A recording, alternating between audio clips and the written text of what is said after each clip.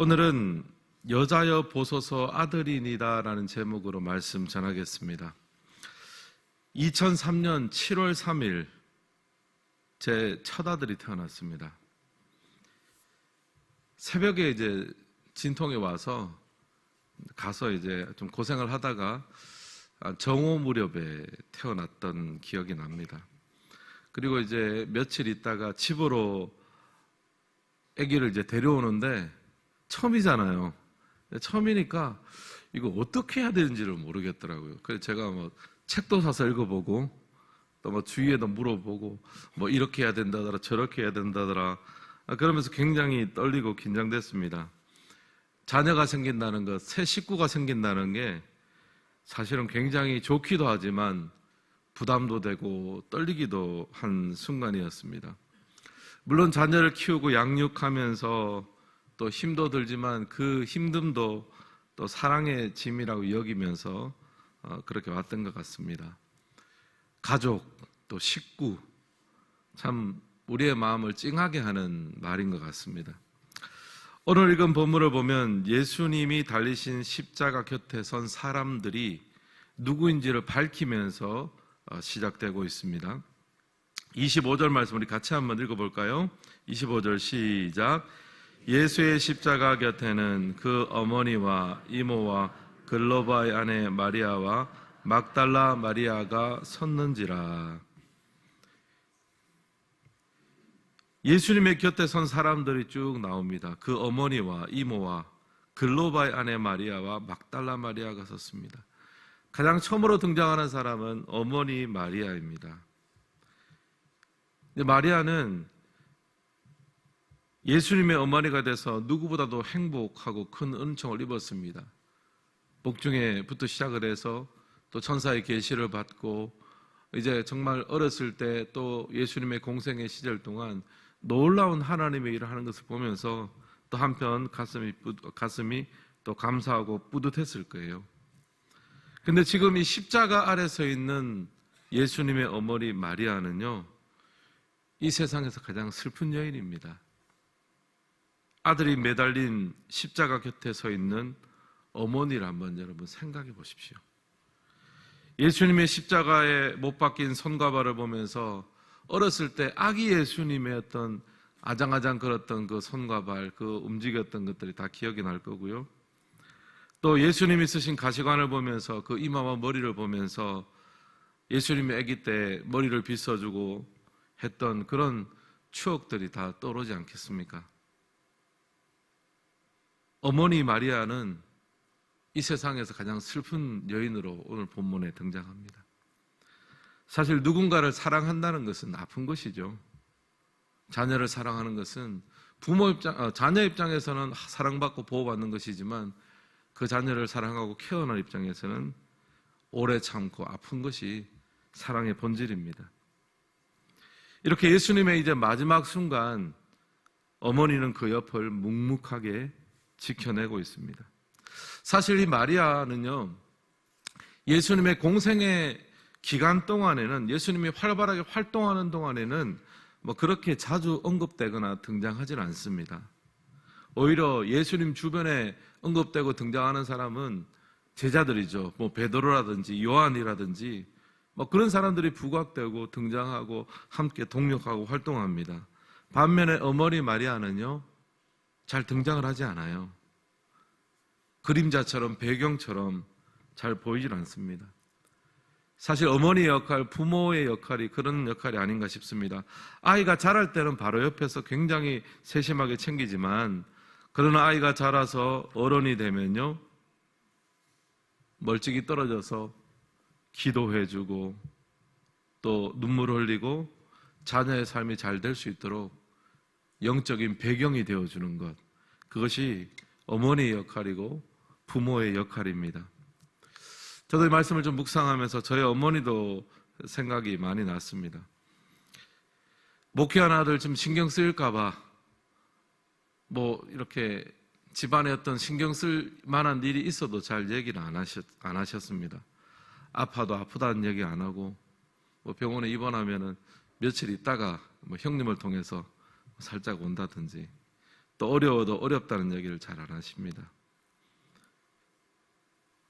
또 우리 청복교회 제가 부임했을 때부터 시작해서 또 우리 청복교회를 위해서 늘 어머님이 매일 그렇게 기도해 주셨어요.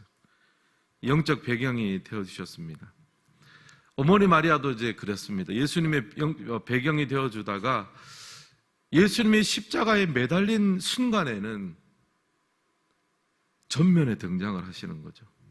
십자가 바로 곁을 지킵니다. 평소에는 멀찌감치 배경이 되어 주다가 자녀가 어려울 때는 앞장서서 돕는 것이 어머니의 역할이고 또 부모의 역할입니다.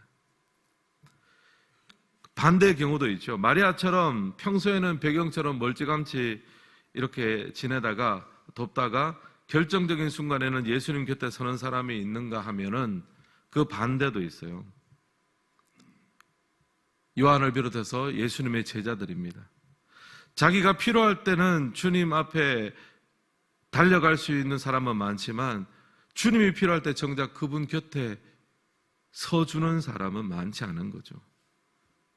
베드로나 요한처럼 평소에는 예수님 곁에서 내가 주를 위해 죽겠습니다, 내가 주와 함께 살겠습니다 막 그렇게 하는 사람들도, 좋은 시간들을 보내던 사람들도 십자가 앞에서는요 다 도망치고 맙니다.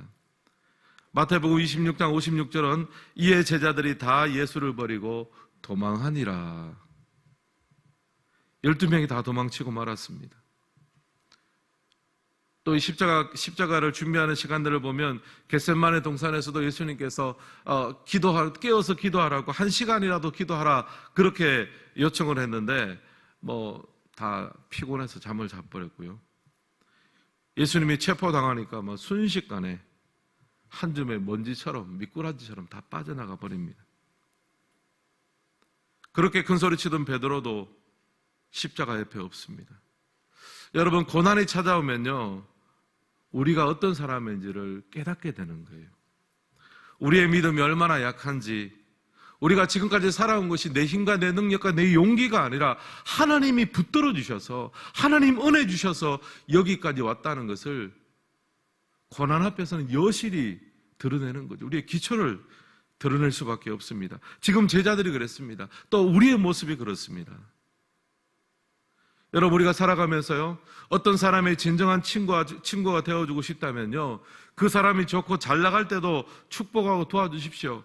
그러나 그 사람이 실패하고 뭔가 약점이 보여지고 뭔가 부족함이 있을 때도 그 옆에 자리를 지켜주시기를 바랍니다. 그게 진정한 친구죠. 다시 성경으로 돌아가면요 근데 이 12제자가 다 도망쳤는데 한 제자가 등장을 합니다. 사랑하는 제자다라고 이야기합니다. 사도 요한입니다. 예수님이 체포될 때 사도 요한도 도망을 쳤던 것 같아요. 근데 예수님께 가장 사랑을 받았던 사람 아닙니까? 이제 모든 재판 과정이 끝나고 십자가에 달려 돌아가시려고 하니까 마음이 너무너무 찔렸겠죠. 그래서 이제 돌아왔습니다. 25절에 보니까요 이렇게 말합니다. 우리 25절 같이 한번 읽어볼까요? 25절 시작. 예수의 십자가 곁에는 그 어머니와 이모와 글로바의 아내 마리아와 막달라 마리아가 섰는지라.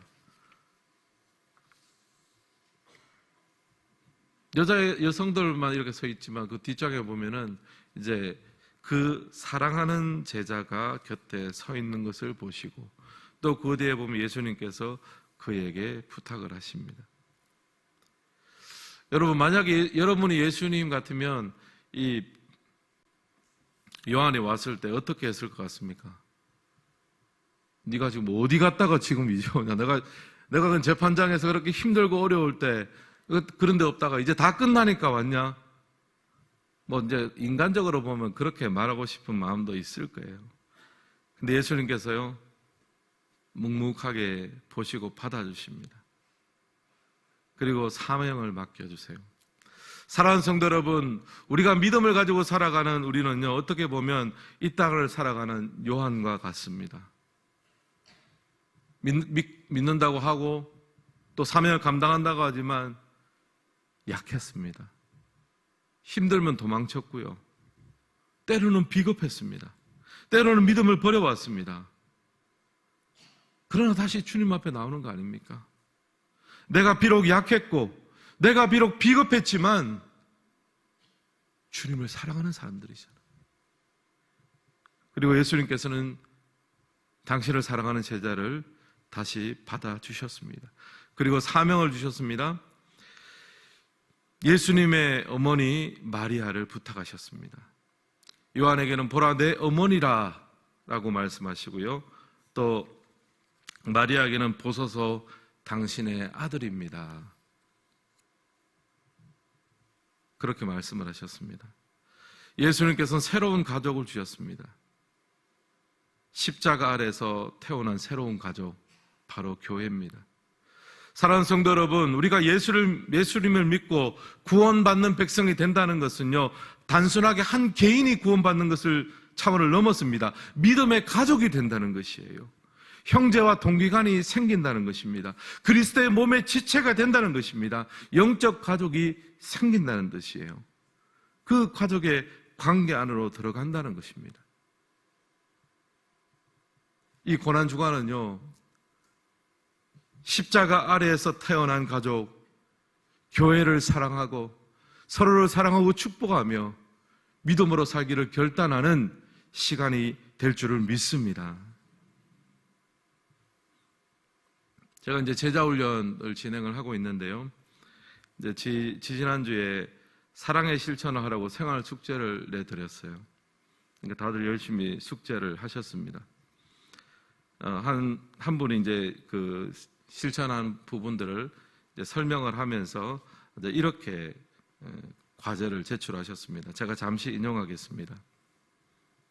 어떤 아시는 분이 이제 몸이 아프셨던 것 같아요. 땡땡땡 권사님에게 안부 전화를 했더니 배가 아파서 구토를 하시고 밥을 잘 드시지 못한다고 하셨다. 그럼 죽이라도 끓여드려야 되겠다고 마음을 먹었다. 죽만 끓여드리는 것이 아니라 그러면 김치도 담궈야 하고 또 죽을 끓이려면 한참 시간이 걸리는데 어떻게 해야 되나. 남편에게 심부름을 보냈다. 소고기 양지머리를 사오라고 했다. 그리고 갓김치, 봄동 물김치, 깍두기를 담궜다. 그리고 찹쌀에 물을 불려서 죽을 끓이기 시작했다. 소고기 핏물을 제거하고 표고버섯, 대추를 따로 끓여 넣고 양파, 당근, 대파를 다져서 넣고 호두 볶아 놓은 것을 넣고 끓여 먹었다. 남편에게 배가 고프면 먼저 한 그릇 먹으라고 하니 개눈 감추듯이 먹었다. 남편은 죽그릇을 들고 나는 김치 그릇을 들고 가서 전달해 드렸다. 제가 이거를 읽는데 나도 좀 아파서 이거 먹고 싶다.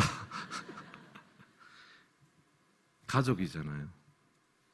단순하게 우리가 교인이다, 멤버십이다가 아니라 십자가 안에서 탄생한 가족. 그분이 아프니까 나도 아프고 그럼 뭔가 좀 챙겨줘야 되겠는데 하다 보니까 이제 일이 커지는 거예요. 보니까 그냥 처음에는 죽이나 좀 써서 줘야 되겠다 했는데 죽만 어떻게 줄 수 있어요? 김치도 생각하니까 요즘에 또 봄동김치도 나와야 되고 깍두기도 해야 되고 하다 보니까 그냥 정신없이 그냥 한 거예요. 그래서 전달하면서 힘들어도 힘들지 모르잖아요. 가족이 그렇습니다. 식구가 그렇습니다. 여러분, 오늘 이 신앙 고백 안에, 이 삶의 실천 안에 보십시오. 보라 내 어머니라, 보라 당신의 아들입니다. 이런 모습이 그대로 녹아져 있지 않습니까? 저도 우리 몇 해 전에 저희 아버님 소천하셨잖아요. 제 아버님이 이제 평생 개척교회 목사로 사셨습니다. 이제 은퇴 후에는 근처에 이제 교회에 다니셨는데 소천하신 후에 이제 출석하셨던 교회 목사님께서 장례를 인도해 주셨습니다. 그래서 너무 감사하죠. 저도 목회자니까 이제 그 수고를 압니다. 또 이제 장례 이후에는 그래도 한번 인사도 드려야 되는데 왜 우리 교회 보면은 다른 교회에서 다른 교회 다니시는데 장례 후에 주일 예배 참석하고 인사도 하고 그러잖아요. 이제 그런 거를 하고 싶은데 저는 또 우리 교회를 섬겨야 되니까 그게 안 되잖아요. 그래서 이제 나중에 전화를 한번 드렸습니다. 목사님 너무 감사하다라고 이야기를 하면서 하여튼 제가 그 목사님에게 제가 할 수 있는 모든 아부와 모든 이제 뭐 칭찬과 뭐 이걸 다 했습니다. 잘 보이고 싶더라고요. 왠지 아십니까? 저희 어머니를 목양하고 있잖아요. 제가 밑보이면 안 되잖아요. 그래가지고 뭐 목사님한테 잘 보이고 싶어가지고 막 칭찬하고 막 너무 말씀도 좋았고 막 또 너무 또 잘생기고 막 하여튼 제가 할 수 있는 뭐 모든 얘기를 다 했어요. 근데 제가 속으로 진짜 하고 싶은 말도 하나 있었습니다. 그 말은 못했습니다. 보라 내 어머니라. 오늘 말씀 나오는 것처럼 보라 내 어머니라. 목사님, 십자가 안에서 탄생한 가족이 바로 교회인데 당신 어머니 아닙니까? 어머니처럼 대해주세요. 그 말을 하고 싶었어요.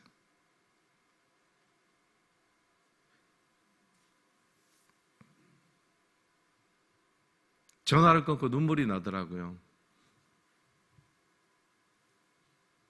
기도했습니다.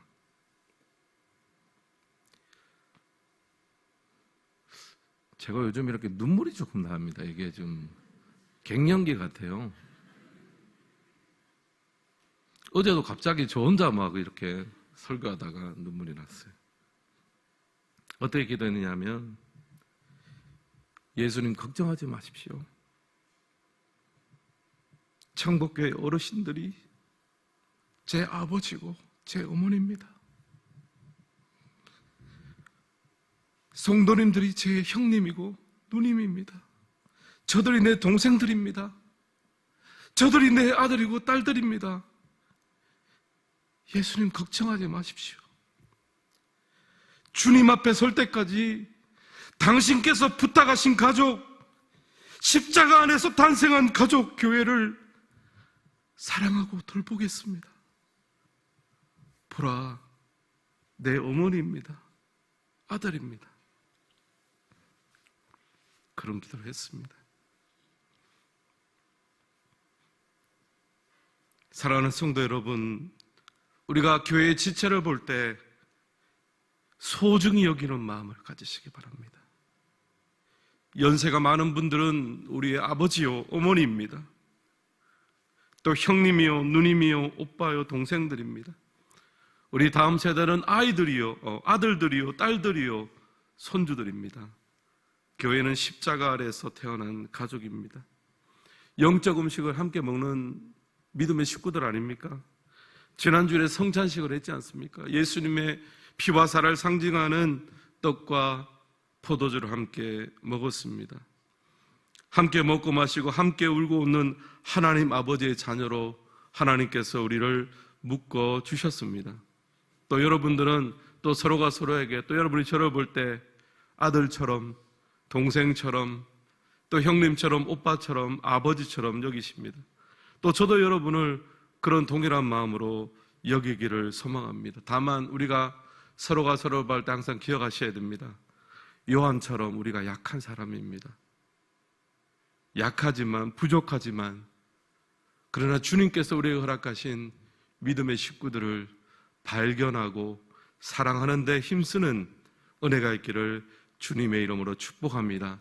고난주간은 바로 이 교회를 발견하는 시간입니다. 십자가 아래에서 탄생한 가족, 교회를 발견하고 사랑하는, 그래서 주님께서 우리의 삶에 맡겨두신 마지막 유언처럼 맡겨두신 서로 사랑하라 말씀하신 이 말씀이 우리 안에 아름답게 이루어질 수 있기를 주님의 이름으로 축복합니다.